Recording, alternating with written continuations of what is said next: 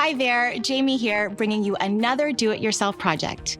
Today, we're working on a piece for the bedroom, a custom headboard. This can really make a statement, and it only takes a few hours to complete. Let me guide you through how we got it done. Here's how.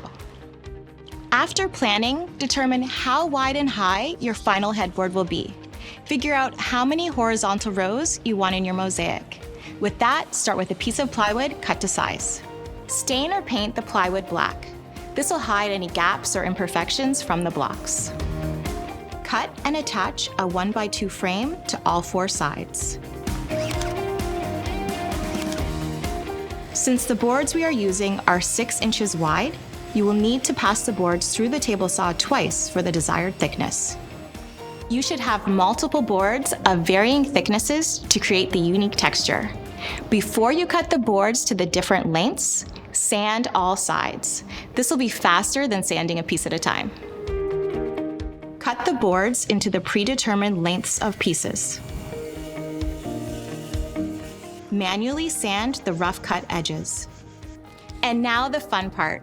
Begin to dry lay your mosaic pattern onto the plywood within the frame, mixing your lengths and thicknesses randomly. Stand back every couple of rows to ensure that you're keeping your lengths and heights varied.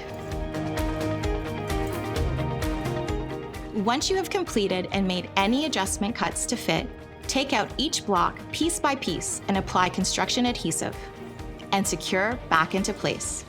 Press down to establish good contact. Continue securing each piece of the mosaic.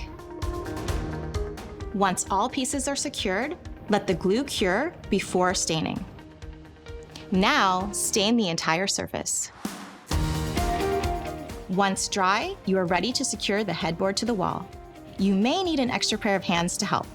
Project complete. This looks gorgeous.